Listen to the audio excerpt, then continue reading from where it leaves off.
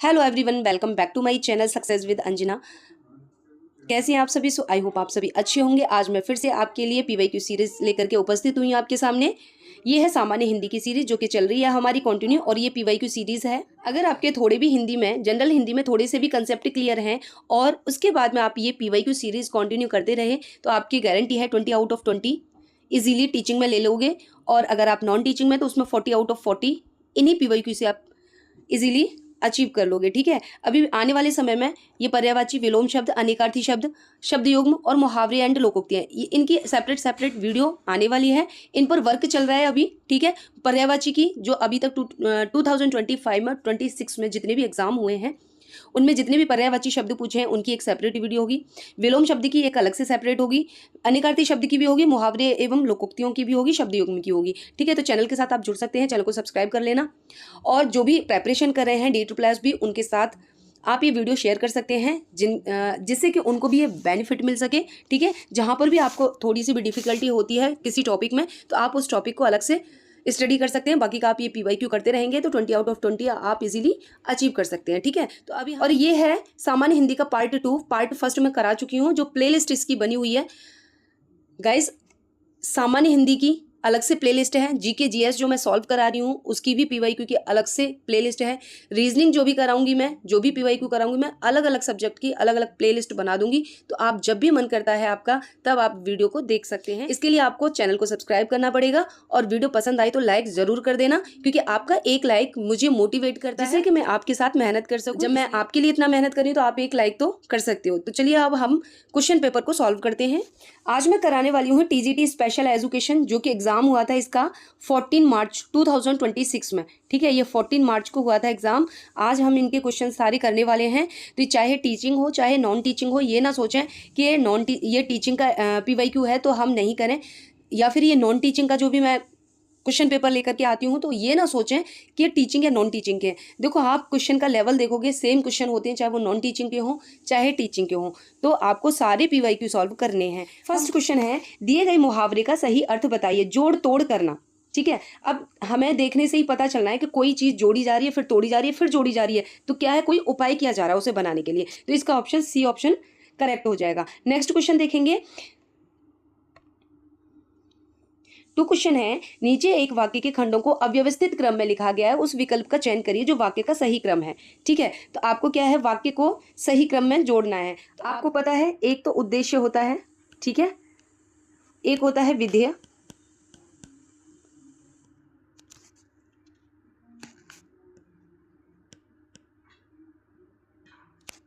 यानी कर्ता प्लस कर्म प्लस क्रिया।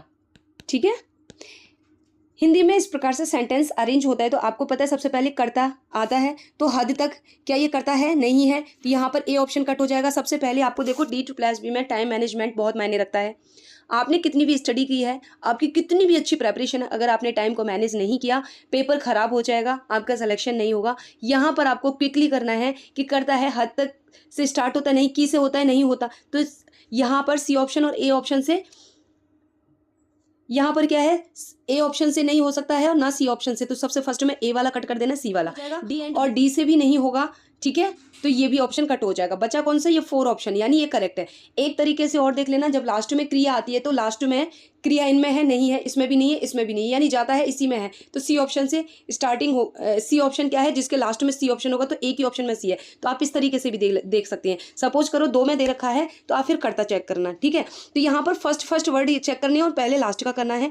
अगर समझ में नहीं आता है फिर आपको सेंटेंस अरेंज करना है, नहीं तो क्विकली एक नज़र से, आपको रीड करने की भी जरूरत नहीं है, आपको एक नज़र से देखना है और जल्दी से ऑप्शन को टिक करना है देख के। ठीक है, तो टाइम के मैनेजमेंट को भी आपको ध्यान में रखना है। DSSS का जो एग्ज़ाम है, क्लियर होता है, सिलेक्शन होता है, वो इसी बेस पर होता है। जो टाइम को मैनेज कर जाता है वो लास्ट क्वेश्चन तक जो भी कैंडिडेट पहुंच जाता है उसका सिलेक्शन 100% श्योर हो जाता है। ठीक है, उससे कोई रोक ही नहीं सकता है। ठीक है, और जिसकी प्रेपरेशन अच्छी है और लास्ट क्वेश्चन तक पहुंच जाता है तो उसका सिलेक्शन को कोई नहीं रोक सकता। नेक्स्ट क्वेश्चन देखेंगे हम।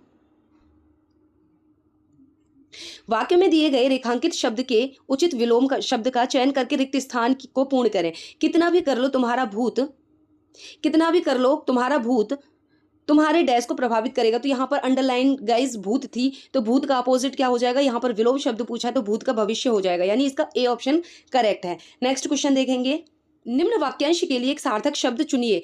ऊंचे से नीचे का क्रम, यानी ऊपर से नीचे का क्रम जो होता है वो उसे क्या कहते हैं हम, तो इसका होगा ऊपर से नीचे के क्रम को हम क्या कहेंगे हिंदी में, अनुलोम कहेंगे, ठीक है। और नीचे से ऊपर का क्या होता है, प्रतिलोम होता है। नेक्स्ट क्वेश्चन है, दिए गए लोकोक्ति का सही अर्थ लिखिए। घड़ी में तोला, घड़ी में माशा, यानी ये लोकोक्ति है घड़ी में तोला, घड़ी में माशा, इसका करेक्ट आंसर हो जाएगा चंचल मन, ठीक है। यानी कभी इधर कभी उधर, चंचल मन चंचल है, स्थिर नहीं है, तो यहाँ पर घड़ी में तोला, घड़ी में माशा क्या हो जाएगा, चंचल मन वाला, ठीक है। नेक्स्ट क्वेश्चन है, रिक्त स्थान की पूर्ति उचित क्रिया से करें। यहाँ पर क्रिया लगानी है। सूरज डूबने वाला था, उसकी बहन ने जल्दी से अपने कमरे की सारी खिड़कियां क्या कर दी, बंद की, बंद। तो यहाँ पर ए ऑप्शन करेक्ट हो जाएगी, ये सारे ऑप्शन क्या है, गलत हैं। नेक्स्ट क्वेश्चन देखेंगे हम, रिक्त स्थान पर उचित शब्द का चुनाव कीजिए। उसने मुझे आज खाने पर डैश है, क्या है, बुलाया है, ठीक है। देखने से ही पता चल रहा है, बुलाकर है, कड़ाई है, करवाई है, गलत है ये सारे ऑप्शन, ठीक है। देखने से ही पता चल जाता है। नेक्स्ट क्वेश्चन है, उचित शक्यता बोधक संयुक्त क्रिया द्वारा वाक्य पूर्ण करें। अगर आज तुम्हारा मन प्रसन्न है तो हम कोई फिल्म डैश, ठीक है। तो यहाँ पर सबसे पहले आपको पता करना है कि शक्यता बोधक संयुक्त क्रिया होती क्या है। शक्यता बोधक संयुक्त क्रिया को हम शक्ति बोधक क्रिया भी कहते हैं, ठीक है। शक्ति बोधक संयुक्त क्रिया भी कहते हैं।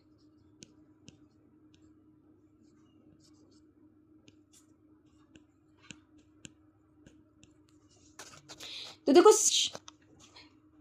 शक्ति बोधक संयुक्त क्रिया वो क्रिया होती है किसी कार्य को करने की क्षमता या शक्ति या सामर्थ्य का बोध कराती है, ठीक है। ये दो या दो से अधिक शब्दों के मेल से बनती है, जिसमें एक मुख्य क्रिया होती है, एक क्या होती है, मेन वर्ब होती है, यानी मेन क्रिया होती है, और दूसरी क्या है, हेल्पिंग वर्ब होती है, ठीक है, यानी सहायक क्रिया होती है। तो इसमें क्या है, शक्ति बोधक क्रिया में दो क्रियाएं होती हैं।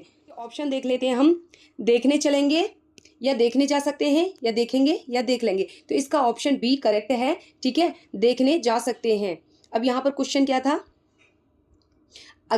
अगर आज तुम्हारा मन प्रसन्न है तो हम कोई फिल्म देखने जा सकते हैं। तो यहाँ देखने जा सकते हैं, देखो एक क्रिया हो गया, ये हो गई मेन क्रिया, देखने जाना ये मेन क्रिया हो गई, सकते हैं क्या है, सहायक क्रिया हो गई। तो यहाँ पर शक्ति बोधक संयुक्त क्रिया है। नेक्स्ट क्वेश्चन देखेंगे, रिक्त स्थान पर उचित शब्द का चुनाव कीजिए। तुम्हारे पास डैश पैसे शेष हैं, तो चौथी की वसूली नहीं, वेतन नहीं, आने पर नहीं, कितने, ठीक है। सी ऑप्शन, डी ऑप्शन इसका करेक्ट है कि तुम्हारे पास कितने पैसे शेष हैं। इसे हमें रीड करने से भी इसका आंसर पता चल रहा है। तो बहुत इजी आती है हिंदी D2+B की।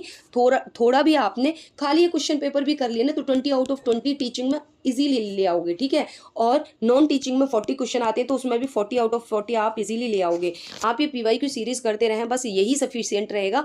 एक्स्ट्रा पढ़ने की कोई ज़रूरत नहीं है आपको। हाँ, एक्स्ट्रा आपको पर्यायवाची विलोम शब्द और मुहावरे लोकोक्तियाँ ये पढ़ने की ज़रूरत है, बाकी का इसमें और कुछ पढ़ने की ज़रूरत नहीं है। नेक्स्ट क्वेश्चन है, पर्यायवाची शब्द चयन करना है आपको, ठीक है। सुगृहिणी अपने घर को सदा साफ सुथरा रखती, तो इसमें क्या है, ये वाला रेखांकित शब्द था, इसका पर्यायवाची घर का पर्यायवाची हो जाएगा सदन, ठीक है। नेक्स्ट क्वेश्चन है, निम्नलिखित वाक्य में रेखांकित शब्द का पर्यायवाची होगा। यहाँ पर भी पर्यायवाची लिखा है, ये है रेखांकित शब्द, ठीक है। भारत में पांडुलिपि का खजाना है, तो पांडुलिपि को और क्या कहते हैं, हस्तलिपि कहते हैं, तो इसका सी ऑप्शन करेक्ट हो जाएगा, ठीक है। नेक्स्ट क्वेश्चन है, निम्नलिखित वाक्य को उपयुक्त विशेषण से पूरा करिए। विशेषण पूछ रहे हैं यहाँ, डैश बादलों को आकाश में देख कृषक प्रसन्न हो उठे। तो कैसे बादलों को देख करके कृषक प्रसन्न हुए, झूमते बादल नहीं, बल खाते बादल नहीं, बरसते बादल या काले कजरारे बादल। तो यहाँ पर क्या है, सी ऑप्शन करेक्ट, यानी 3 ऑप्शन करेक्ट हो जाएगा, बरसते बादल, ठीक है। किसान क्या है, प्रसन्न क्यों हुए, क्योंकि बादल क्या है, बरस रहे थे, बरसते बादल को आकाश में देख कृषक प्रसन्न हो उठे, ठीक है। नेक्स्ट क्वेश्चन है, दिए गए विकल्पों में से करे कोई भरे कोई लोकोक्ति, ठीक है। इस लोकोक्ति का क्या है, अर्थ बताना है आपको। कहने से काम नहीं होता, दुर्भाग्य होने से सभी काम बिगड़ते हैं, ये दोनों ही ऑप्शन इनकरेक्ट हैं। दूसरे की गलती का फल कोई और भोगे, बिल्कुल सही है। करे कोई भरे कोई, ठीक है। सतत प्रयत्न से सफलता प्राप्त होती है, इसका आंसर रॉन्ग है। तो इसका correct option C option correct है। नेक्स्ट क्वेश्चन देखेंगे अभी हम। दिए गए मुहावरे का सही अर्थ बताइए। यहाँ पर मुहावरा पूछा है दिन पहाड़ होना, यानी दिन है वो पहाड़ सा लगना। पहाड़ क्या है? ऊंचा है, ठीक है, ऊंचाई है, हम ऊंचाई पे चढ़ेंगे डिफिकल्टी होगी। तो इसका मीनिंग क्या है? दिन क्या है? हमारा काटना मुश्किल हो रहा है। इसका मीनिंग ये है दिन काटे न कटता, दोनों तरफ रहना, प्रतीक्षा करना, दुर्गति करनी। तो यहाँ पर ए ऑप्शन इसका करेक्ट हो गया कि दिन काटे नहीं कट रहा, ठीक है। नेक्स्ट क्वेश्चन है, दिए गए विकल्प में से घर का भेदी लंका ढाई लोकोक्ति। देखो लोकोक्ति और मुहावरे, पर्यायवाची और विलोम शब्द, ये क्या है? 4 to 5 क्वेश्चन आ रहे हैं इन्हीं से, ठीक है, जो कि बहुत बड़ा नंबर है। टीचिंग एग्जाम में 20 क्वेश्चन आते हैं, तो इसमें से 4 to 5 या 5 to 6 क्वेश्चन खाली इन्हीं से ग्रामर से पूछा जा रहा है। तो आपको ग्रामर, पर्यायवाची, विलोम शब्द, लोकोक्ति, मुहावरे जितने भी हैं उनको अच्छे से करना है, ठीक है। घर का भेदी लंका ढाई क्या होता है? मार्ग की जगह कठिन मार्ग चुनना। घर के लोग आपस में लड़ाई करते हैं। आपसी फूट अत्यधिक हानिकारक होती है। घर के आदमी का कोई आदर नहीं करता। तो देखो घर का भेदी लंका ढाई, यानी कि ये वाला लोकोक्ति कब यूज किया गया था? जब विभीषण जी ने राम भगवान को सारी लंका की सारी बातें बता दी थी। तो यहाँ पर इसका मीनिंग ये निकलता है कि आपसी फूट अत्यधिक हानिकारक होती है। जब उन्होंने सारी बातें घर की बता दी तो क्या हुआ? वहां पर लंका को तहस नहस कर दिया गया, ठीक है। तो आपसी फूट क्या है? अत्यधिक हानिकारक होती है। नेक्स्ट है, यहाँ पर गाइस आ गई है कॉम्प्रहेंशन, ठीक है। दी गए गद्यांश के आधार पर निम्नलिखित प्रश्नों के उत्तर दीजिए। तो यहाँ पर आपको क्या है? गद्यांश को पहले पढ़ना है। अक्सर दूरदर्शन पर परिवार नियोजन के कार्यक्रम और विज्ञापनों को लेकर सवाल उठाए जाते हैं कि ये विज्ञापन बच्चों पर बुरा असर डाल रहे हैं, बच्चों को समय से पहले प्रौढ़ बना रहे हैं। क्या सचमुच इस तरह के विज्ञापन समाज के लिए अहितकर हैं? यह तथ्य सभी एक स्वर में स्वीकृत करते हैं कि आज बढ़ती आबादी सबसे बड़ा संकट है, परंतु बढ़ती आबादी पर रोक करने के लिए कौन से कारगर उपाय किए जाएं, यह चिंतन का विषय है, यह चिंतन का बिंदु है। निश्चय ही जनसंख्या पर नियंत्रण में संचार माध्यमों द्वारा ज्ञापित संदेश जनमानस में व्यापक असर डालते हैं। दूरदर्शन ने जब ठीक समाचारों के बाद परिवार को छोटा रखने तथा गर्भ निरोध के उपायों संबंधी विज्ञापन दिखाना प्रारंभ किया, तब लोगों में यह हाय तौबा मचाई कि टीबी बच्चों को बिगाड़ रहा है। कुछ लोगों ने इन विज्ञापनों की शब्दावली को लेकर आपत्ति जताई। यद्यपि उनके आरोप भी कुछ हद तक सही है, परंतु इस तरह की सूचनाएं हम बच्चों से छिपाकर कितनी देर रख सकते हैं? बच्चे धीरे धीरे बड़े हो रहे हैं और उन्हें गर्भ निरोधक तथा परिवार नियोजन संबंधी सूचनाएं किसी न किसी स्रोत से प्राप्त हो ही जाती हैं। तो इसके आपको आंसर देना है। निम्नलिखित विकल्पों में से गद्यांश का उपयुक्त शीर्षक चयन कीजिए, ठीक है। तो यहाँ शीर्षक पूछा है। अब गाइज आपको पता है जितने भी कॉम्प्रहेंशन आ रहे हैं 2025 में हुआ हो चाहे 26 में हुआ हो, उपयुक्त शीर्षक पूछा जा रहा है, ठीक है, कॉम्प्रहेंशन का, चाहे वो इंग्लिश का हो, चाहे इंग्लिश का पैसेज हो, चाहे हिंदी का हो। तो यहाँ पर शीर्षक को आपको कैसे फाइंड आउट करना है? सबसे पहले तो आपको क्या है, ये अच्छे से रीड करनी है। तो आपको पता है यहाँ स्टार्टिंग में ही, या तो स्टार्टिंग में होता है, ठीक है, या फिर लास्ट में होता है। और आपको ये समझना है कि पूरा पैसेज किस बेस पर आधारित है, ठीक है, किस पर आधारित है। तो आपको पता है ये एक तो दूरसंचार से रिलेटेड है, दूरदर्शन से, और क्या है, परिवार नियोजन के बारे में बात कर रहा है, ठीक है। परिवार नियोजन के कार्यक्रम पर जो विज्ञापन हो रहे हैं उसके आधार पर ये काम कर रहा है। फिर इससे क्या है, पॉजिटिव इफेक्ट पड़ रहा है या नेगेटिव इफेक्ट पड़ रहा है, फिर आपको ये देखना है। तो यहाँ पर ऑप्शन में आप जाओगे तो ऑप्शन में दिया है इसमें परिवार के दायित्व, नहीं, परिवार के दायित्व की तो कोई बात ही नहीं हुई है यहाँ पर। छोटा परिवार सुखी परिवार, इसकी भी बात नहीं हुई है, ठीक है। दूरदर्शन और बाल विकास, नहीं। दूरदर्शन पर परिवार नियोजन संबंधी सूचनाएं और आपत्तिजनक शब्दावली, यानी दूरदर्शन पर जो परिवार नियोजन संबंधी सूचनाएं दी जा रही हैं वो क्या है, उनमें जो शब्दावली का यूज हो रहा है वो क्या है, आपत्तिजनक है। तो इसका शीर्षक क्या है, डी ऑप्शन करेक्ट हो जाएगा, ठीक है। नेक्स्ट क्वेश्चन है, निम्नलिखित विकल्पों में से गद्यांश के केंद्रीय विषय का चयन करें, यानी ये जो विषय है ये किस केंद्र पर आधारित है उसके बारे में बताना है आपको। बच्चों से सूचनाएं नहीं छिपाई जा सकती, बढ़ती हुई, ये गलत है। बढ़ती हुई आबादी का संकट, ये भी गलत है, ठीक है, इस पैसेज में इसकी कोई बात ही नहीं हुई है। दूरदर्शन से विज्ञापनों की आपत्तिजनक शब्दावली, तो यहाँ पर शीर्षक नहीं पूछा है, यहाँ पर जो विषय है इसका वो किस केंद्र पर आधारित है, तो वो केंद्र है परिवार नियोजन के विज्ञापन पर, ठीक है। जो परिवार नियोजन का विज्ञापन चल रहा है उस केंद्र पर ये पूरी पैसेज आधारित है, ठीक है। तो यहाँ पर डी ऑप्शन करेक्ट हो जाएगा। निम्नलिखित में से कौन सा शब्द स्वीकृत का विलोम है? स्वीकृत का विलोम क्या हो जाएगा? अस्वीकृत। सिंपल सा है, बी ऑप्शन इसका करेक्ट हो जाएगा। यहां पर पूछा है निरोध का अर्थ क्या है?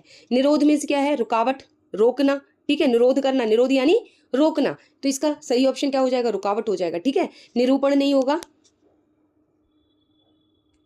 निरूपाय नहीं होगा और तर्क करना भी नहीं होगा, तो यहां पर निरोध का अर्थ हो जाएगा रुकावट। नेक्स्ट क्वेश्चन है, निम्नलिखित शब्दों में से कौन सा शब्द आरोप का पर्यायवाची नहीं है? यहाँ पर नहीं पूछा गाइस, ये भी ध्यान रखना है कि वो पूछ रहा है, नहीं पूछ रहा है या है। कई बार ऐसा होता है कि लास्ट क्वेश्चन तक बच्चे नहीं देखते हैं, आरोप का पर्यायवाची देखा और पर्यायवाची इसमें देखा, उस पर टिक कर देते हैं। ठीक है, लेकिन यहाँ पर क्या है? नहीं पूछा है। आक्षेप यानी आरोप लगाना, आक्षेप लगाना बिल्कुल सही है, ये तो पर्यायवाची है। रोपण करना, दोषारोपण करना, आरोप करना, दोषारोपण करना, ये भी इसका पर्यायवाची है। अभियोग करना, ये भी इसका पर्याय। रोपण नहीं है पर्यायवाची आरोप का। ठीक है, रोपण में क्या होता है? स्थापित करना। ठीक है, किसी भी चीज को स्थापित करना क्या हो जाता है? रोपण करना होता है। ठीक है, तो ये इसका पर्यायवाची नहीं है आरोप का, तो इसका बी ऑप्शन करेक्ट है। यहां मैंने आपको 20 क्वेश्चन आपको कंप्लीट करा दिए। ये है टीचिंग का, तो इसलिए मैं इसमें 20 क्वेश्चन ही कराऊंगी। अगर नॉन टीचिंग का कोई भी एग्जाम में PYQ सॉल्व कराती हूँ तो उसमें कितने होते हैं क्वेश्चन? उसमें होते हैं 40 क्वेश्चन, तो मैं एक वीडियो में 40 क्वेश्चन को कवर करा देती हूँ। लेकिन ये टीचिंग का है तो इसमें 20 क्वेश्चन ही पूछे जाते हैं, तो आज मैं इस वीडियो में 20 क्वेश्चन ही कराऊंगी। इसी तरह से आपको सीरीज चाहिए तो प्लीज़ लाइक कर देना वीडियो को। आपका एक लाइक मुझे मोटिवेट करता है और मैं ऐसे ही फिर आगे को मोटिवेट होकर के और भी सीरीज़ और भी क्वेश्चन पेपर आपको सॉल्व कराने का मेरा मन करेगा। अगर आपका रिस्पॉन्स अच्छा नहीं मिला तो मैं भी मोटिवेट नहीं हो पाऊंगी और मैं भी नहीं कर पाऊंगी काम। ठीक है, तो इसलिए आप लाइक कर देना, अपने फ्रेंड्स में शेयर कर देना जो भी D2+B की प्रेपरेशन कर रहे हैं। अभी मैं वीडियो का एंड करूंगी, अभी के लिए इतना ही, फिर मिलूंगी नेक्स्ट वीडियो में। अभी के लिए बाय बाय।